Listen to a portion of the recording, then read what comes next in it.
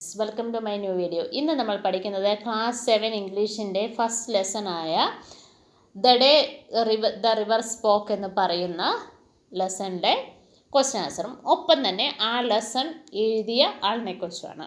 അപ്പോൾ ആദ്യം നമുക്ക് ഓതറിനെ കുറിച്ച് പറയാം. Kamala Nair is the author of the girl in the garden. Girl in the garden എന്ന് പറയുന്ന സ്റ്റോറി എഴുതിയ ആളാണ് Kamala Nair.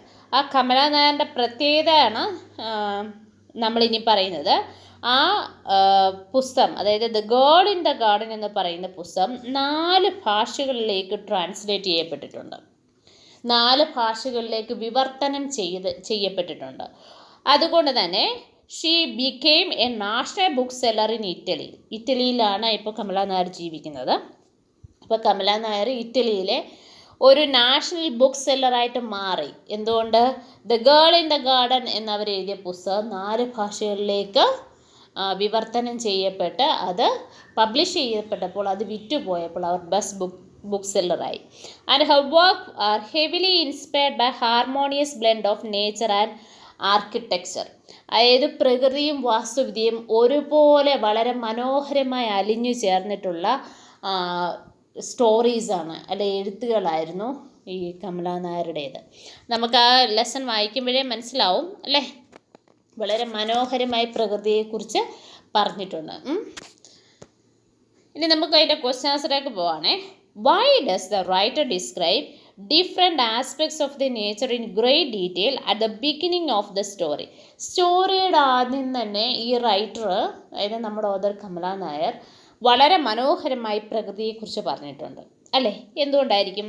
Y do you think the writer does this? എന്തുകൊണ്ടായിരിക്കും അവരങ്ങനെ ചെയ്തിരിക്കുന്നത്? നോക്കാം നമുക്ക്.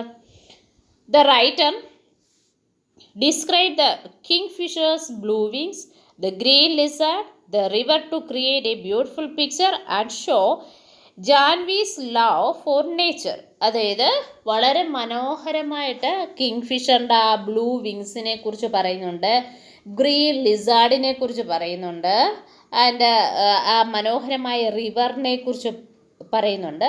ഇതിൽ നമുക്ക് മനസ്സിലാകുന്നത് ജാൻവി അത്രയധികം പ്രകൃതിയെ സ്നേഹിച്ചിരുന്നു എന്ന് മനസ്സിലാക്കാൻ വേണ്ടിയിട്ടാണ്. It makes A story enjoyable and hints that the river is special. അതുപോലെ നമ്മൾ ഈ സ്റ്റോറി വായിക്കുമ്പോഴേ നമുക്ക് മനസ്സിലാവും ആ സ്റ്റോറിയിൽ റിവർ വളരെ സ്പെഷ്യലായിട്ടാണ് പറഞ്ഞത്. നമുക്കറിയാം റിവറിന് സംസാരിക്കാനൊന്നും പറ്റില്ല, പക്ഷേ റിവർ സംസാരിക്കുന്നതായിട്ടാണ് പറയുന്നത്, നമ്മൾ മനുഷ്യർ സംസാരിക്കുന്ന പോലെ. The writer does this the capture our interest and connect Janvi to her surroundings. അപ്പോൾ ഇതിങ്ങനെ പറയുന്നതിന് കാരണം ജാൻവി ചുറ്റുപാടുകളിലോട് ചേർന്ന് കണക്റ്റ് ചെയ്യപ്പെടാനും, പിന്നെ അതുപോലെ നമ്മൾ ഇൻട്രസ്റ്റ് ക്യാപ്ചർ ചെയ്യാന്ന് പറഞ്ഞാൽ പിടിച്ചു പറ്റാനുമാണ് ഇങ്ങനെ ചെയ്തിരിക്കുന്നത്. How did river know so much about Janvi? ജാൻവിയെക്കുറിച്ച് ഈ റിവറിന് ഇത്രയധികമൊക്കെ എങ്ങനെ അറിയാം? The river knew a lot because Janvi visited it nearly every day, talking and sharing her thoughts. അതായത് ജാൻവി മിക്കവാറും എല്ലാ ദിവസവും തന്നെ ഈ റിവറിൻ്റെ അടുത്ത് ചെന്നിട്ട് എന്താണ് ആ റിവറിനോട് സംസാരിക്കുകയും അവിടെ പ്രശ്നങ്ങളൊക്കെ ഷെയർ ചെയ്യുകയും ചെയ്യുമായിരുന്നു. It observed her and so she was not afraid of lizards or other creatures. അതുകൊണ്ട് തന്നെ അവൾ എപ്പോഴും അവിടെ വരികയും പോവുകയും ചെയ്തുകൊണ്ട് തന്നെ നമുക്കറിയാം, നമ്മൾ ചെറിയ ഇൻസെക്ട്സിനെ കണ്ടാൽ ചിലർക്കൊക്കെ വളരെയധികം പേടിയാകുന്നത് എന്തുകൊണ്ടാണ്? നമ്മൾ അതിനെ അധികം കണ്ടിട്ടില്ലാത്തതുകൊണ്ടാണ് അല്ലേ. പക്ഷേ ജാൻവി നേച്ചറിൽ തന്നെ എല്ലാ കാര്യങ്ങളും ശ്രദ്ധിക്കുന്നതുകൊണ്ട് ലിസാർഡിനെ ഒന്നും ജാൻവിക്ക് പേടിയില്ലായിരുന്നു.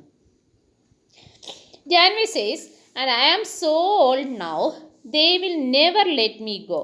What can you infer about Janvi and the school from this line? Janvi പറയുന്നുണ്ട് റിവറിനോട്, ഞാൻ ഇച്ചിരി പ്രായമായി, ഇപ്പം എനിക്ക് നല്ല പ്രായമുണ്ട്, അവരൊരിക്കലും എന്നെ വിടില്ല. എന്താണ് ജാൻവി അങ്ങനെ പറയേണ്ട കാര്യം, അല്ലെങ്കിൽ ഇതിന് നമുക്ക് എന്താണ് മനസ്സിലാകുന്നത്? Janvi thinks she is too old, about 10, to start school, and perhaps her family or the school will not allow older students. She feels she was missed her chance. സാധാരണ 5 വയസ്സിലാണ് സ്കൂളിൽ ചേർക്കുന്ന കുട്ടികളല്ലേ, നമുക്കറിയാം. പക്ഷെ ഇപ്പോൾ അവൾക്കൊരു 10 വയസ്സായി. ഈ 10 വയസ്സെന്ന് പറഞ്ഞാൽ വളരെ പ്രായം കൂടുതലാണ്. ആ സമയത്ത് ഇനി സ്കൂളിലും ചിലപ്പോൾ സമ്മതിച്ചു എന്ന് വരില്ല ചേർക്കാൻ, പിന്നെ വീട്ടിലും സമ്മതിക്കത്തില്ല. അതാണ് അവൾക്ക് സങ്കടം വന്ന് അവൾക്ക് ആ ചാൻസ്, ഇനി പഠിക്കാനുള്ള ചാൻസ് നഷ്ടപ്പെട്ടു എന്നാണ് അവൾ തിങ്ക് ചെയ്തുകൊണ്ടിരുന്നത്.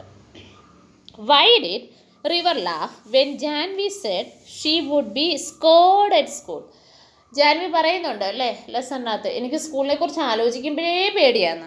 ദ റിവർ എന്താ ലാഫ് ചെയ്തേ അത് കേട്ടപ്പോൾ? The river laughed because Janvi is brave with lizards and spiders but scared of school. അവൾക്ക് ലിസാർഡിനെയും പേടിയില്ല, മറ്റ് ഇൻസെക്ട്സ് സ്പൈഡേഴ്സിനെ ചിലന്തി ഒന്നും പേടിയില്ല, പക്ഷെ അവൾ സ്കൂളിനെ പേടിക്കുന്നു. It finds this funny since she is usually fearless. അവൾക്കധികം ഭയമൊന്നും ഇല്ലാത്ത ആളാണ്. നമുക്കറിയാം അവൾ ആ വീട്ടിലെ മൂത്ത കുട്ടിയായിരുന്നു. അതുപോലെ എല്ലാ കാര്യങ്ങളും ഇൻഡിപെൻഡൻ്റ് ആയിട്ട്, അതായത് അവൾ എല്ലാം ചെയ്യുന്ന ആളാണ്, ഇളയ കുട്ടികളെ നോക്കുന്ന ആളാണ്. അവൾക്ക് അങ്ങനെ ഭയമൊന്നുമില്ല. പക്ഷെ അവൾ സ്കൂളിൽ ഭയക്കുന്നു എന്ന് കേട്ടപ്പോൾ റിവറിന് തമാശയായിട്ട് തോന്നി. Why should Janvi follow river's advice? എന്തുകൊണ്ടാണ് റിവറിൻ്റെ അഡ്വൈസ് ജാൻവി കേൾക്കാൻ തയ്യാറായത്? She should follow it because the river knows her well and gave her a good plan to sneak into school. It worked and the teacher agreed.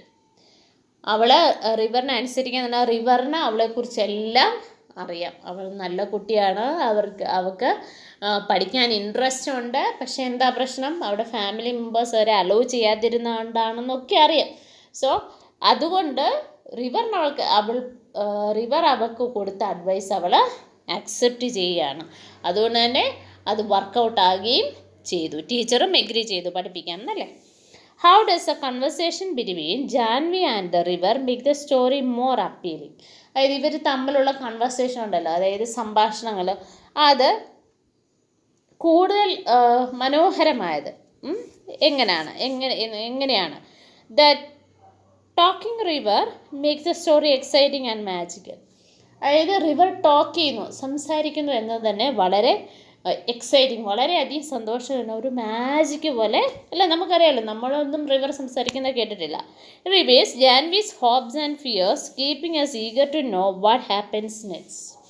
അതുകൊണ്ട് തന്നെ ഇനി എന്താണ് ഈ സ്റ്റോറിയിൽ അടുത്തതായിട്ട് എന്താണ് നടക്കാൻ പോകുന്നതെന്ന് എപ്പോഴും നമുക്ക് ഒരു ഇൻട്രസ്റ്റ് തോന്നുന്നുണ്ടായിരുന്നു. What is a main message that the writer intend to convey? ഈ റൈറ്റർ എന്താണ് പറയാൻ ഉദ്ദേശിച്ചത്? The writer teachers us to brave and pursue our dreams like going to school. Janvi സ്കൂളിൽ പോകാൻ വേണ്ടിയിട്ട് എന്ത് ചെയ്തു?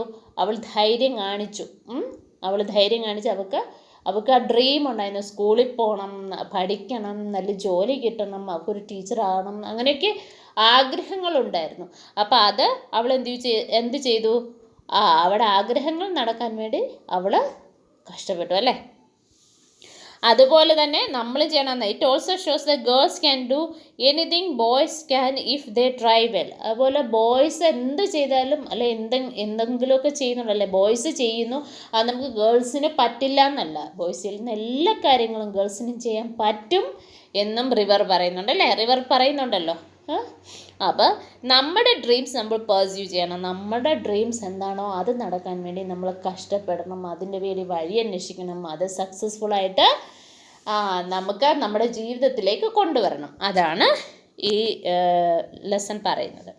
ഇവിടെ ഒരു ഇതുണ്ട്. You have learned that naming words are called nouns and only proper nouns begin with a capital letter. Why was the author use a capital letter for the river even when it is a common noun? നമുക്കറിയാം common noun ആണ് river, അതുകൊണ്ട് തന്നെ അത് capital letter use ചെയ്യണം എന്നില്ല അല്ലേ. നമ്മൾ proper നൗൺസിനാണ് ക്യാപിറ്റൽ ലെറ്റർ യൂസ് ചെയ്യുന്നത്. അപ്പോൾ ഇവിടെ റിവറിന് 6 ക്യാപിറ്റലാണ്. വൈ? എന്താ കാര്യം? In real life rivers do not speak അല്ലേ. ഒരു യഥാർത്ഥത്തിൽ റിവർ സംസാരിക്കുമോ? ഇല്ല. But in this story, the author personifies the river to show that it acts like a human being. ഇവിടെ നമ്മൾ സ്റ്റോറിയിൽ ഒരു മനുഷ്യനെ പോലെ തന്നെയാണ് റിവറും. And it is guiding the young girl and emphasising the importance of education. അതുപോലെ തന്നെ ആ പെൺകുട്ടിയെ ഗൈഡ് ചെയ്യുന്നുണ്ട്, എഡ്യൂക്കേഷനിൽ മുന്നോട്ട് വരുന്നതിൻ്റെ ആവശ്യകതകളെക്കുറിച്ച് പറഞ്ഞ് മനസ്സിലാക്കുന്നുണ്ട്. The authors use the capital R for the river because the river acts like a person. It talks and helps Janvi. ഈ റിവർ എന്താ ഒരു ഹ്യൂമൻ ബീങ്സിനെ പോലെ, ഒരു വ്യക്തിയെ പോലെയാണ് സംസാരിക്കുന്നത്. It is a character with human abilities and not just water.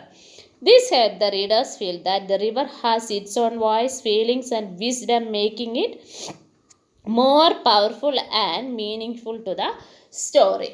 വളരെ മീനിങ്ഫുള്ളായിട്ടും പവർഫുള്ളുമായിട്ട് ഈ സ്റ്റോറിയെ മാറ്റിയത് ആ റിവർ അല്ലേ. ഒരു ഹ്യൂമൻ ബീങ്സ് എങ്ങനെ ബിഹേവ് ചെയ്യുന്നു അതുപോലെ തന്നെയാണ് ഇതിനകത്തിൽ റിവറും